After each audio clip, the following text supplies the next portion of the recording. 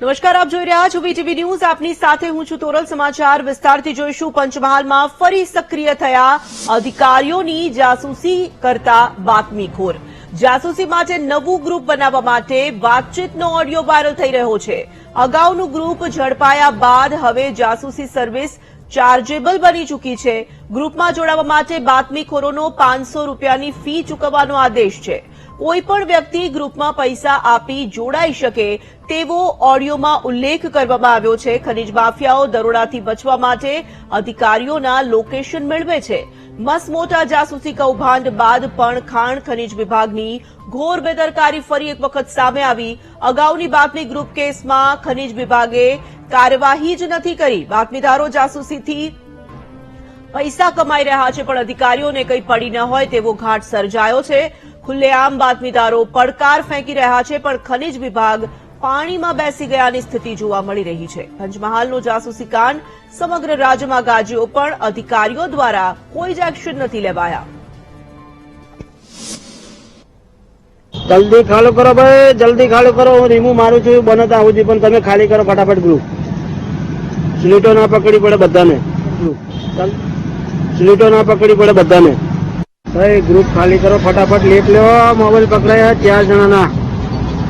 ફટાફટ લેપ લઈ લો. ભાઈ ગ્રુપ ખાલી કરો ફટાફટ. લેપ લો. મોબાઈલ પકડાયા 4 જણાના.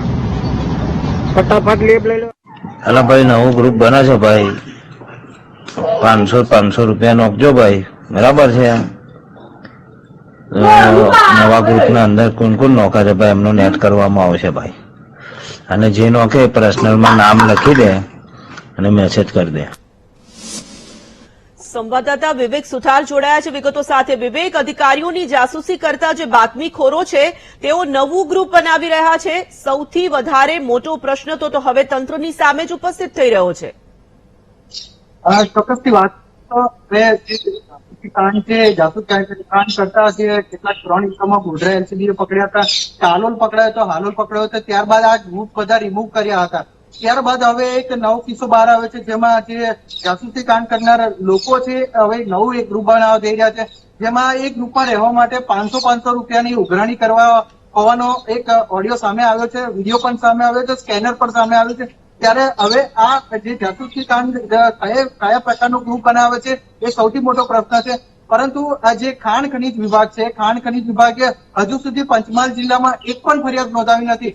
સૌથી વધારે ખાણ ખનીજ વિભાગની રેકી થાય છે, એમના નંબરો અને ગાડીની પ્રાઇવેટ ગાડીઓની પણ રેકી થાય છે. પરંતુ હજુ 2 દિવસ 3 દિવસ આજે 3જો દિવસ છે વીતી ચુક્યો છે, પરંતુ ક્યાંક ને ક્યાંક આ ખાણ ખનીજ વિભાગ કેમ ફરિયાદ નોંધાવવા પાછું પડે છે એ સૌથી મોટો પ્રશ્ન છે. જી, સવાલ એ જ ઉપસ્થિત થઈ રહ્યો છે કે જાસૂસી કાંડ ઝડપાઈ ગયું, ઓડિયો ક્લિપ સામે આવી ગઈ, છતાં પણ કોઈને પકડવાની જે જવાબદારી ખનીજ વિભાગે ઉઠાવવી જોઈએ નથી નિભાવી રહ્યા. કૌભાંડ બાદ પણ આ પ્રકારની બેદરકારી છે, કંઈક જુદું જ સૂચવી રહી છે. વિવેક, ચોક્કસથી વાત કરીએ તોરલ કે આ જે સમગ્ર કિસ્સો છે વીટીવી દ્વારા ઉજાગર કરવામાં આવ્યો છે. ઉજાગર કરીને આખો એક પ્રસારિત પણ કરવામાં આવ્યું છે કે આ રીતનું એક જાસૂસી કાંડ કરવામાં આવે છે. પરંતુ જે જાસૂસી કાંડમાં હજુ કેટલાક લોકો સંડોવાયેલા છે, જેના લીધે હજુ કેટલા લોકો દૂર ભાગી રહ્યા છે, કેટલાક લોકોએ મોબાઈલ નંબર એમના બંધ કરી દીધા છે. પરંતુ હવે એક નવો કિસ્સો બહાર આવી રહ્યો છે કે જાસૂસી કાંડ કરવા માટે 500 રૂપિયાની ઉઘરાણી કરવાની શરૂઆત થઈ ગઈ છે અને એ નવું ગ્રુપ બનાવશે. પરંતુ આ જે મુખ્ય અધિકારીઓ છે, જિલ્લાના ખાણ ખનીજ વિભાગના અધિકારીઓ છે, મુખ્ય અધિકારી છે, એ ગ્રુપમાં જે જ્યાંથી પકડાય ત્યાં ફરિયાદ કેમ નથી નોંધાવતા, તેના માટે એક્શન કેમ નથી લેતા? ક્યાંક ને ક્યાંક એ લોકોની સંડોવણી હોઈ શકે કે કેમ, એ સૌથી મોટો પ્રશ્ન છે. બાકી અત્યાર સુધી આ જે જાસૂસી કાંડ ખાણ ખનીજ વિભાગ માટે થતું હોય છે અને ખનીજ વિભાગ માટે રોજ બરોજની કેટલી માહિતી પહોંચાડતા, ઓડિયો ક્લિપથી માહિતી પહોંચાડવામાં આવતી હોય છે, પરંતુ તે ફરિયાદ કેમ નથી નોંધાવતા તે સૌથી મોટો પ્રશ્ન છે. જી કરો. બિલકુલ, આ નિષ્ક્રિયતા જે રીતે જોવા મળી રહી છે વિવેક, તો ખાણ ખનીજના અધિકારીઓ સાથે સંપર્ક કરવાનો શું પ્રયાસ કરવામાં આવ્યો હતો? કોઈ પ્રતિક્રિયા, કોઈ ખુલાસો, કોઈ બચાવ તેઓ જણાવી રહ્યા છે?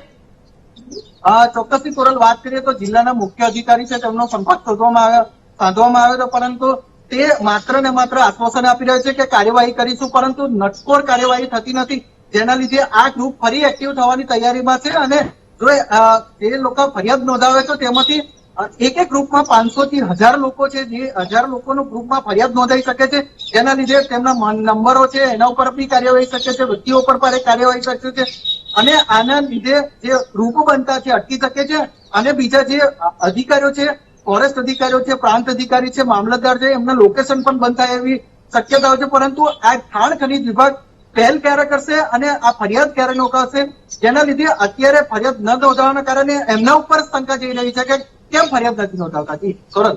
ધન્યવાદ વિવેક વિગતો માટે. જલ્દી ખાલી કરો ભાઈ, જલ્દી ખાલી કરો. હું રીમું મારું છું બને ત્યાં સુધી, પણ તમે ખાલી કરો ફટાફટ ગ્રુપ. સ્લીટો ના પકડી પડે બધાને,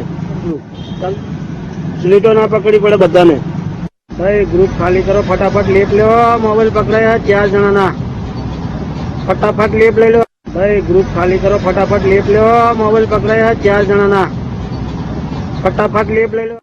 અલા ભાઈ નવું ગ્રુપ બને છે ભાઈ, 500 રૂપિયા નોખજો ભાઈ, બરાબર છે. નવા ગ્રુપના અંદર કોણ નોખે છે ભાઈ એમનું નેટ કરવામાં આવશે ભાઈ, અને જે નોખે પર્સનલમાં નામ લખી દે અને મેસેજ કરી દે. તો આ ઓડિયો જે વાયરલ થઈ રહ્યો છે તેના પરથી અનેક સવાલો ઉપસ્થિત થઈ રહ્યા છે. પંચમહાલમાં ફરી એક વખત અધિકારીઓની જાસૂસી કરતા બાતમીખોર સક્રિય થયા છે. જાસૂસી માટે નવું ગ્રુપ બનાવવા માટેનો વાતચીતનો ઓડિયો જે છે તે વાયરલ થઈ રહ્યો છે. અગાઉનું ગ્રુપ ઝડપાયા બાદ હવે જાસૂસી સર્વિસ ચાર્જેબલ બનાવી દેવામાં આવી છે. ગ્રુપમાં જોડાવા માટે બાતમીખોરોનો 500 રૂપિયાની ફી ચૂકવવાનો આદેશ પણ આ ઓડિયો ક્લિપમાં જોઈ શકાય છે. કોઈ પણ વ્યક્તિ ગ્રુપમાં પૈસા આપીને જોડાઈ શકે તેવો ઉલ્લેખ ઓડિયોમાં સાંભળવા મળી રહ્યો છે. ખનીજ માફિયાઓ દરોડાથી બચવા માટે અધિકારીઓના લોકેશન મેળવતા હોય છે. મસ્ત મોટા જાસૂસી કૌભાંડ બાદ પણ ખાણ ખનીજ વિભાગની ઘોર બેદરકારી સૌથી મોટો પ્રશ્ન છે. અગાઉની બાતમી ગ્રુપ કેસમાં ખનીજ વિભાગ દ્વારા કોઈ જ કાર્યવાહી ન કરવામાં આવી. બાતમીદારો જાસૂસીથી પૈસા કમાઈ રહ્યા છે, પણ અધિકારીઓને જાણે કે કંઈ જ પડી ન હોય તેવો ઘાટ સર્જાયો છે. ખુલ્લેઆમ બાતમીદારો પડકાર ફેંકી રહ્યા છે, પણ ખનીજ વિભાગ પાણીમાં બેસી ગયું હોય તેવી સ્થિતિ હવે સામે આવી રહી છે અને પુરવાર પણ થઈ રહી છે. પંચમહાલનો જાસૂસી કાંડ સમગ્ર રાજ્યમાં ગાજ્યો, પણ અધિકારીઓ દ્વારા હજી સુધી કોઈ જ એક્શન લેવામાં નથી આવ્યું.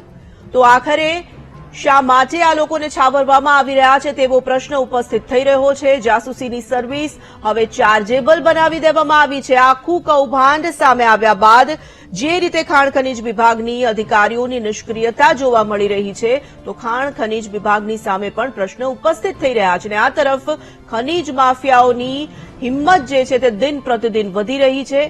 કોઈનો ડર ના હોય તેવું લાગી રહ્યું છે.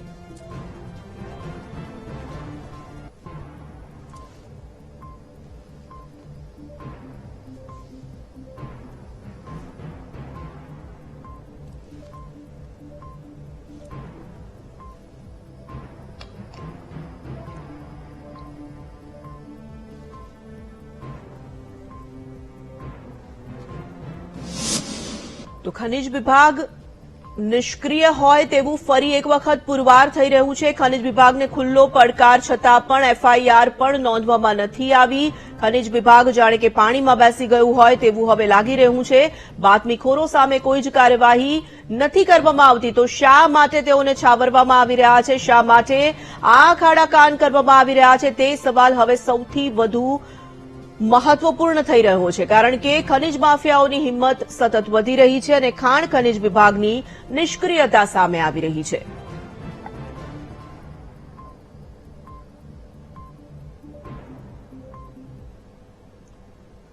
સમાચાર પાલન